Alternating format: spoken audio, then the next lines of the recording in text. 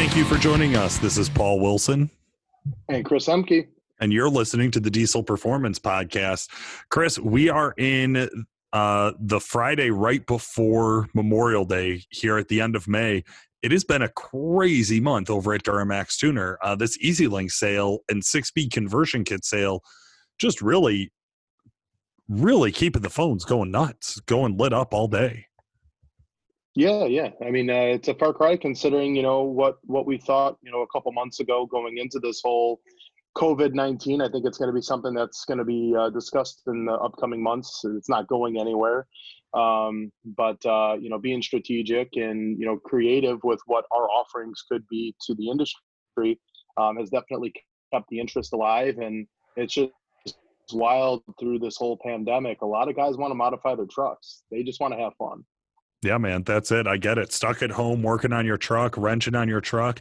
Hey, if you're like us and you're still stuck there, you still got time. We got about a week left that you can get 15% off EasyLink tuning, and that's any of the EasyLink tuning, Chris. That's the Power Strokes, the Duramax, the Cummins, the EcoBoost. If we got it on that platform, you can save big money right now. Jump on over to DuramaxTuner.com or give Chris Emke a call. Chris, how could they reach you? Yeah, either cmkey@DuramaxTuner.com, or you could reach me direct at 815-568-7920, extension 2121. Reach out, guys. If I don't answer, just leave a voicemail. I'll get back to you. I'll be glad to help answer any questions that I might be able to help with. So, of course. Hey, one other thing I wanted to bring up. Right now, we are also trying to put together a charity drive for our local food bank. They're in a really tough way. They've had a lot of demand and not a lot of supply coming in. So it's really hard to do a food drive right now. So we are selling all of our old podcast t-shirts, all of our new podcast t-shirts. If it's got the podcast printed on it, we're selling the shirts. They're $10 a pop. 100% of the money is going to the local food bank. So that's the Woodstock Food Bank. Really excited for that. I'll make sure I post a link up in our Facebook group. Chris, did you notice, huge milestone, we have over 1,000 members in Fans of Diesel Performance podcast group. Man, I actually, right around that 1,000 mark, I think I made my first post too. Was it selling something? No, I saw a really nice second gen that got posted up, and I had to show a little love to a clean second gen sales ad. So, of course, that's what brings you in the door. It's sometimes just takes something small to make me really happy. So that's what she said. All right. As we look at going forward, guys, we want to dive into today's episode. Of course, we also want to give a shout out to Exergy Performance and WC Fab. You guys know they keep the wheels moving around here, and we love using their products. Chris, I know we recently have talked about every build that we've used Exergy and WC Fab in. And I was just kind of wondering, what do you think is your favorite truck that you've ever used an Exergy and WC Fab setup on? I would say, the Duraburb over at the shop over at Calibrated Power Duramax Tuner, because I think it displays what all of the company's true qualities really are and how everything can come together. So, I always look at, you talk about milestones like our podcast Facebook group. And I'd say that the Duraburb was a milestone a couple years back in which you could create over 1,000 wheel horsepower in a streetable, daily driven, tow capable truck. Talk about the jack of all trades. That is a vehicle that can literally do it all. And in the same time, you could put your wife, girlfriend, or father, mother in the driver's seat, drive the truck, and not have this erratic banging, bucking, high performance, quote unquote race truck. And it takes companies like Exergy Performance and WC Fab and turbochargers that we offered over at Calibrated Power in our Stealth series to kind of bring all that together. So I would say from a simplistic approach of Exergy's 14 millimeter pump, which is their crazy biggest volume supported pump they offer, and their 150 over injectors, and then WC Fab's twin turbo piping kit to make everything flow and look simply amazing. And then, calibrated power Duramax tuner, Stealth 64 in the Valley, and then the tuning.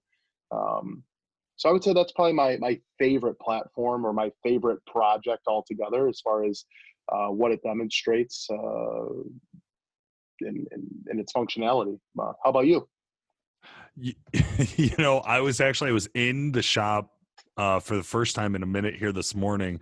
We were in the shop and we were checking out a new install on 2020 L5P, one of your customers, Chris, and then. I don't exactly remember how, but it came up about your old Cummins, your old regular cab, the '06, and I think I was telling the story about how like you had it. We had a Duramax huge build going on for a guy. He showed up, saw the Cummins, had to have that too, and then rolled the truck. And then I was telling my favorite part of the story, which is when you and I were on online and found it totaled out and for sale and bidding on it and trying to get it back. And I just remember somebody somewhere got that motor and just scored. I mean, they had a 12 mil pump and a set of 100 overs and no idea how great a condition they were.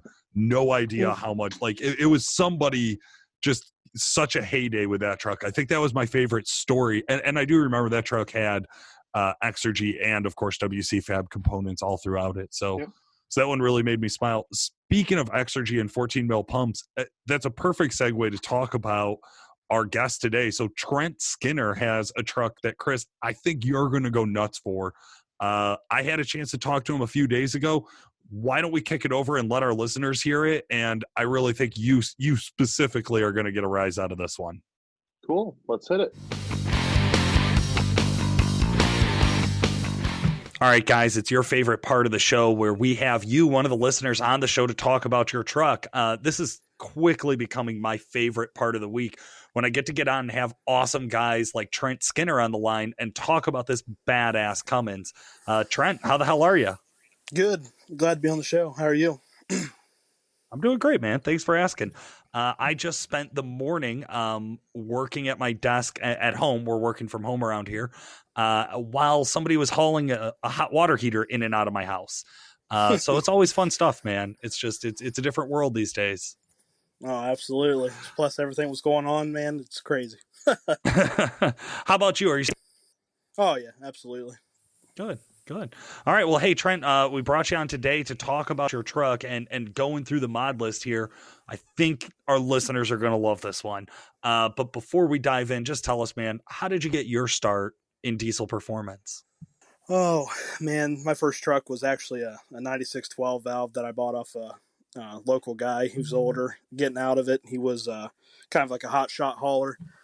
It was a two-wheel drive truck. Didn't really have much mods done. I think it had a little bit of trans work, but bought it off him and brought it back home. Started tinkering with it. I didn't know too much about it. I was just young and knew I wanted to get into a diesel truck. So started tinkering with it, messed with the fuel plate and stuff like that. And actually going back to being young, that truck was on the road for probably about 7 or 8 months, and I ended up blowing the input shaft out of it and swore up and down that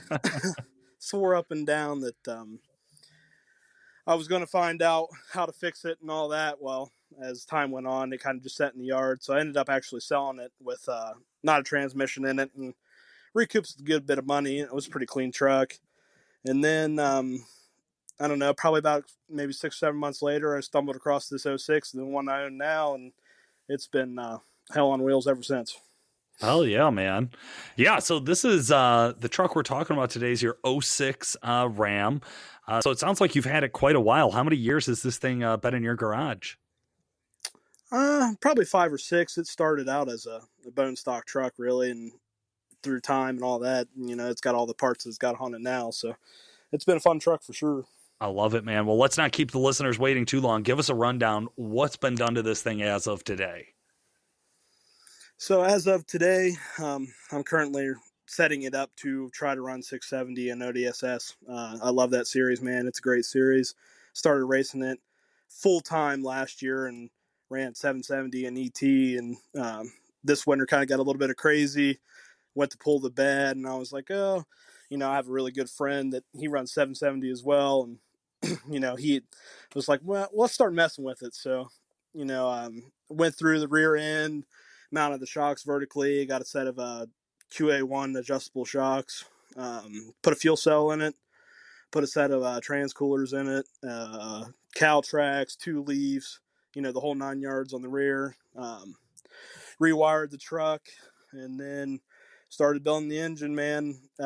Still staying with the stock bottom end for right now until maybe Ross decides to get mad at me. But as far as that, I'm trying to maybe try to run 670 with the weight, not so much the horsepower. So less weight, not as hard on parts. But I don't know. We'll see. I have a 6.7 in my garage too, ready to go. So if 5.9 ends up not being happy with me, I can go definitely to the 6.7. So you gotta love a Cummins build with a stock bottom end and the backup being like, no, I won't do like an engine build. I'm just gonna swap it for a 6.7.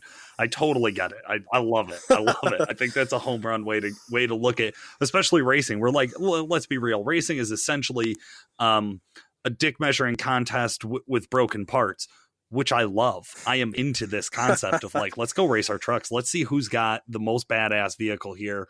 Let's see who can stay in this bracket the longest. And then really what you're going to do is you're just constantly going to find what was my weak link. And at some point you hope the weak link is you instead of the truck, right? Right. Yeah, absolutely. I'd love to be in the vehicle where I'm the limitation and nothing else physical. Now on the entry here, I know you had discussed having a 14 mil CP3. Is it the street or the race? It's the street. The street, 14 mil street, yep. Which I love that. 250% injectors. Those are both from Exergy. The Air Dog, the big guy, the 200 GPH 4G. Of course, you got it studded. Walk me through this turbo setup. What do you have on there? So it will have on there. I did run a 467 83 and ended up deciding actually to sell that shortly after I sent the link into you guys, but still may go back to a 67 83, just depending on, I've been in talks with Levon and Larson. Larson tunes the truck from Firepunk. So sure. We've been in talks. It's either going to be a 67 83 on the manifold or a 72 83 on the manifold and an 88 96 T6 as the atmosphere. Love it. That's a lot of fuel and that's a lot of air. What are you shooting for with this? I'd like to keep it. I told Larson when we were coming up with this, I'd love to hit 1,000, but I'm trying to keep stock bottom end as live as long as I can. So, I have a lot of fuel and stuff for big horsepower, but I don't want to, spend all this time building it and literally have it end in a dyno session, so try to keep it moderate at the same time. But if I do want to turn it up, it will be a fun truck for sure. Hell yeah. Yeah, I think that's always the dangerous game we play, right? Of like, well, I want to be competitive, but I also want it to last the whole season. So let's see exactly how much I need. And sometimes you don't know that until you get out on the track and hook it up a few times, right? Exactly. Sometimes the dyno can still only tell you so much. All right, so the truck's built for racing, especially at this point. It's not, I take it this thing is no longer street driven once summer hits. Well, I do plan on driving it. That was the kind of whole thing, I still want to keep the streetability factor in it. So, okay. I mean, if it's nice on a day and I can drive it to work, I'll sure as hell drive it to work. I love it.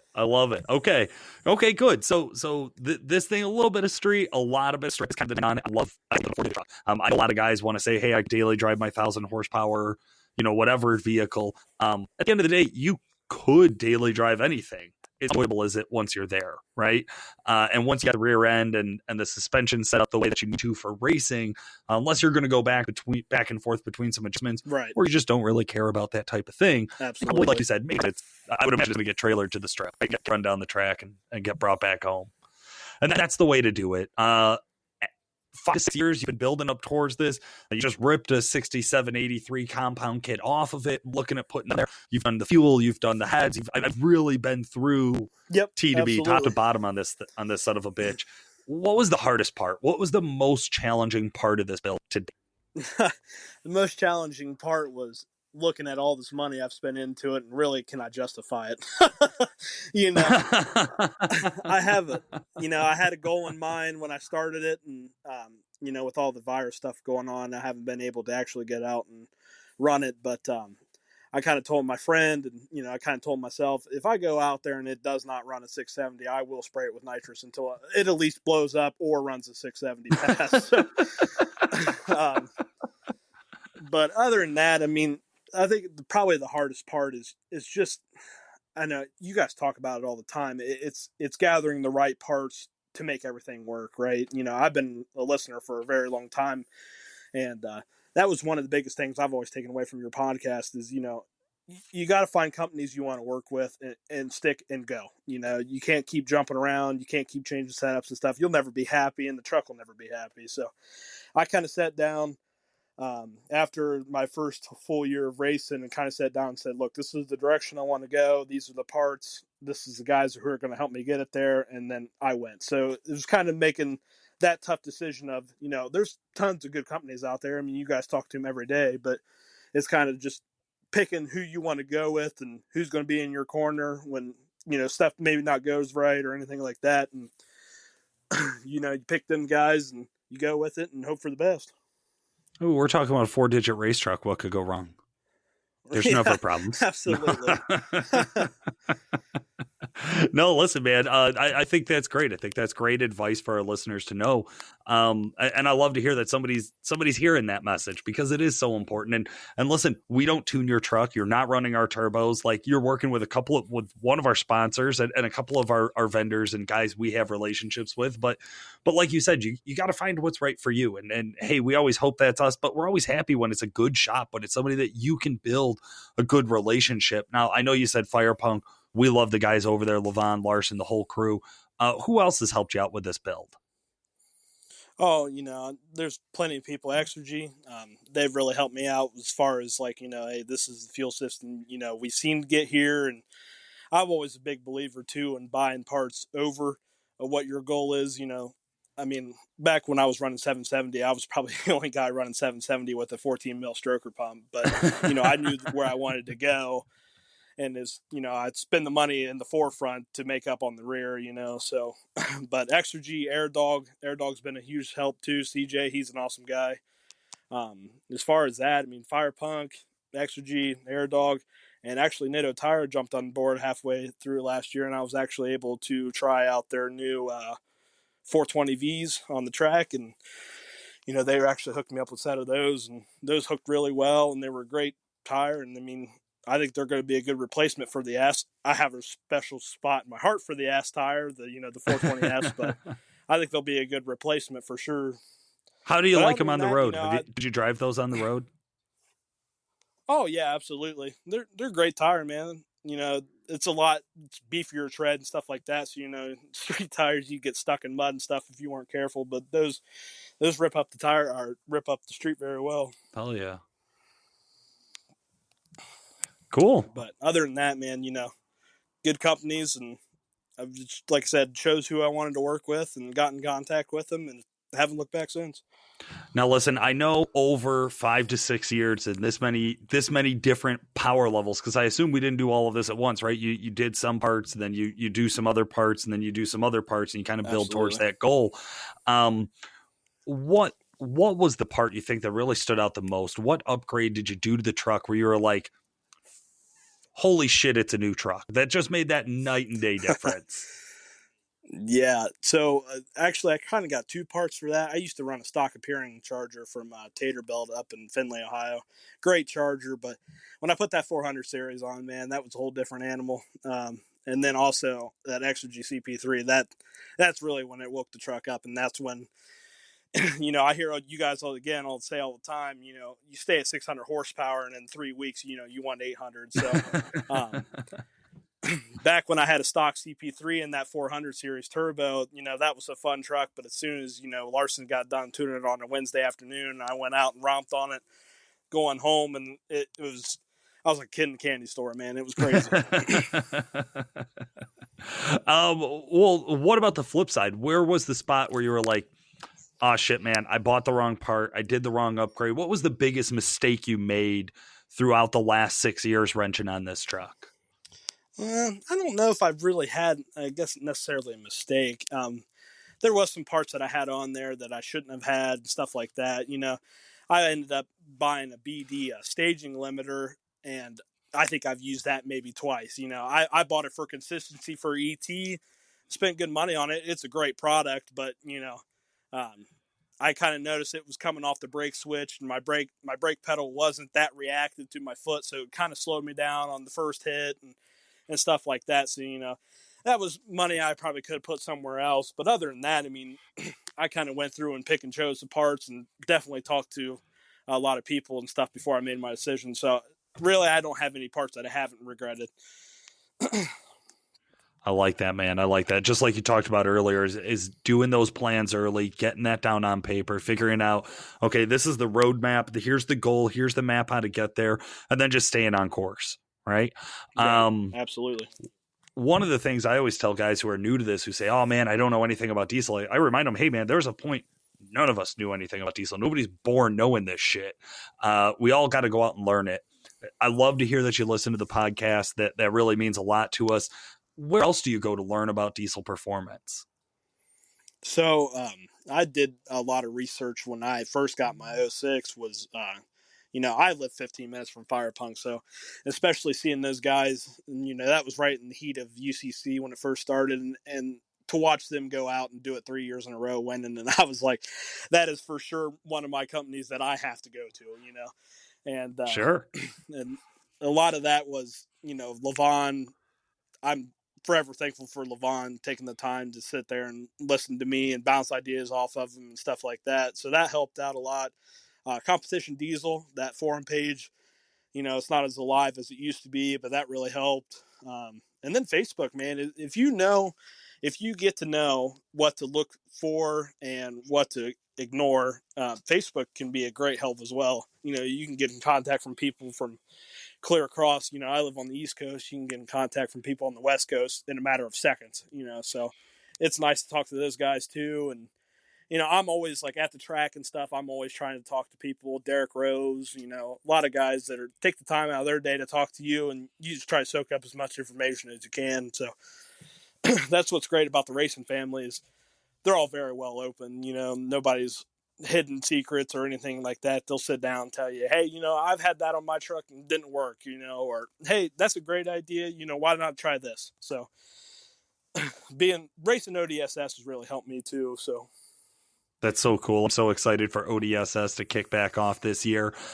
We know we're going to be talking to all of you guys a lot more. We're really going to try to follow that circuit as closely as we can here on the show.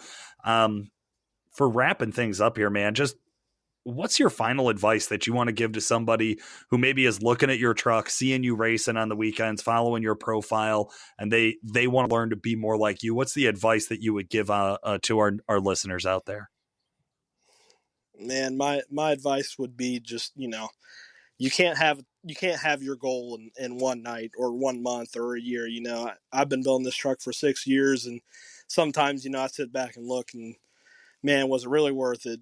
But as soon as you lay down that number you want, or as soon as you go out and run the time you want, or hell, even sled pulling, you go out and pull off the 350-foot sled pull, you're going to be grinning ear to ear and nobody can tell you anything different, so I promise the dark nights of wrenching on the truck and having stuff go wrong and the truck not working the way you want it to and stuff, man, as soon as you get it all ironed out and you go out there and you, like I said, make that pass or make that big dyno pull or anything like that, it'll be all worth it, and you'll look back at it and won't even remember that night. So just keep your head down, and like I said, keep your head down, and hell, have fun with it. It's a hell of a ride for sure. That's great advice, and something that I think we all need to remind ourselves of right now. It's definitely tough for the racing guys. It's tough for the racing circuits. It's tough for the events that we're all really excited to get out and go to. This too shall pass. Like Trent said, man, just keep working at it, and it's gonna pay. It's gonna pay off. It's gonna be worth it. For today, this has been Paul Wilson. And thank you guys so much for listening. Hey, make sure to jump out over to iTunes and give us a 5-star review. If you don't want to give us a 5-star review, you can write Chris Emke an email. That's CEHMKE at DuramaxTuner.com, and you can explain your review there. All the 5-star reviews, we can put those up on iTunes right away. Thanks, guys, so much, and we'll talk to you again soon. Justin, thank you.